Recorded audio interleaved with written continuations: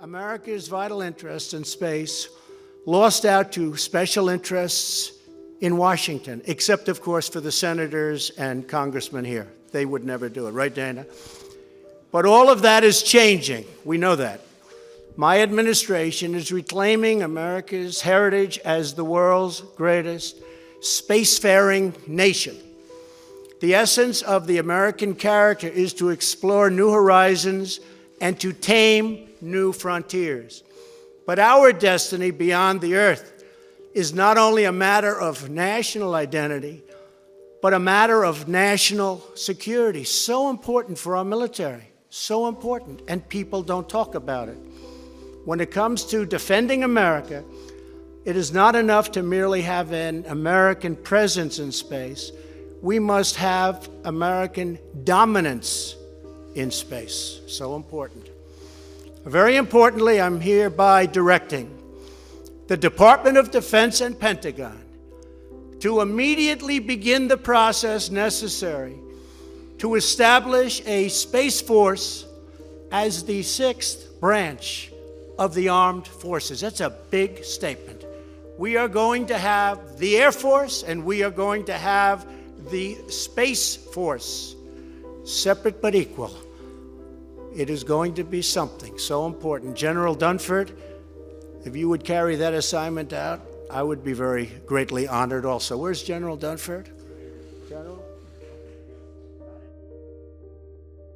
Hey, what's up guys? Tyler here with Secureteam. So I wanted to briefly touch on the subject of this new Space Force, which the President of the United States has just ordered the creation of. Most of you have probably seen this on mainstream news. It's all over the web. But if you haven't, well, in a nutshell, a couple of days ago, President Trump ordered the Pentagon to begin establishing a so-called Space Force, with the goal of furthering America's space programs and its dominance of space. While addressing the National Space Council in Washington, the president announced a number of initiatives, including a push to establish a permanent presence on the moon with an eye to a manned Mars mission. But the biggest one was the creation of this new branch to operate what the president termed forbidden skies, declaring that America was the first in flight, the first to the moon, and will always be first in space. And that it is not enough for just an American presence in space, but an American dominance, declaring it a matter of national security. And so the president has directed the chairman of the Joint Chiefs of Staff to begin preparations for making this Space Force a separate but equal branch of the U.S. military alongside the Army, Air Force, Navy, Marines, and Coast Guard. But if you've also been following the story, it seems like most people in the government and pretty much across the board are unanimously against this, at least the ones in government, because a lot of you, I'm sure, will love this. Heck, anything that has to do with space, I'm for it. If it's getting us back to space, getting us to the moon again, getting us to Mars, as well as protecting us, then, I'm all for it.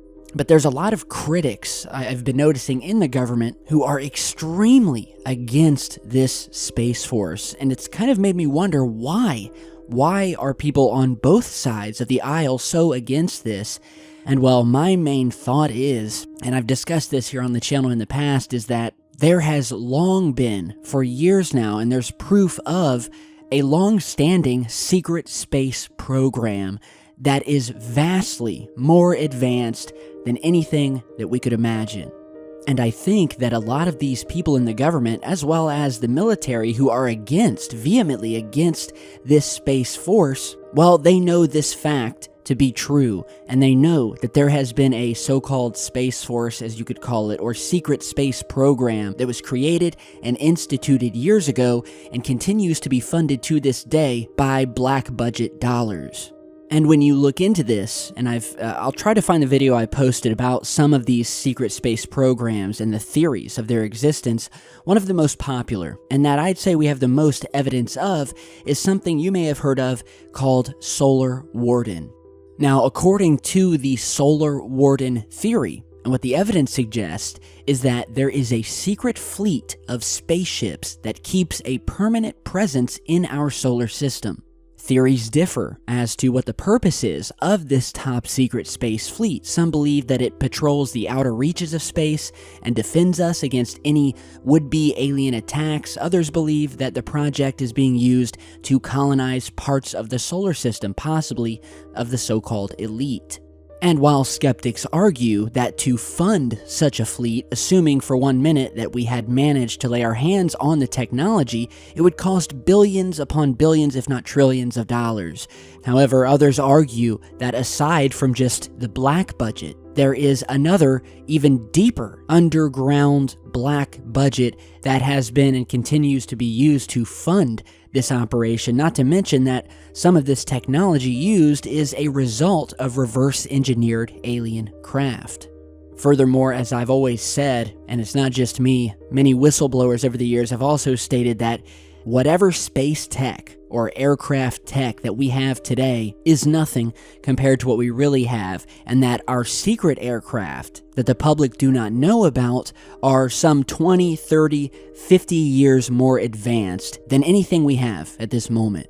Furthermore, one of the biggest pieces of evidence and proof for the Solar Warden theory all leads back to the day when a British citizen by the name of Gary McKinnon hacked into NASA's hard drives, perpetrating what was later said to be, quote, the biggest military computer hack of all time, where McKinnon himself admitted that once he was into the computer system, he uncovered a set of files that were related to Solar Warden, photographs of unidentified flying objects that seem to have been snapped above the Earth out in space, as well as a secret list of, quote, off-world officers.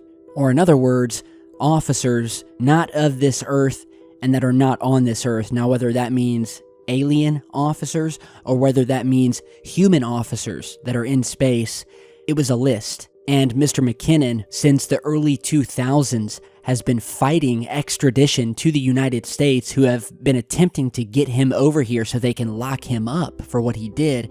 Theresa May finally withdrew her extradition order, and so Gary was allowed to stay in the UK. And this is a well-documented case. You can just look up anything about Gary McKinnon. We've posted videos about him in the past.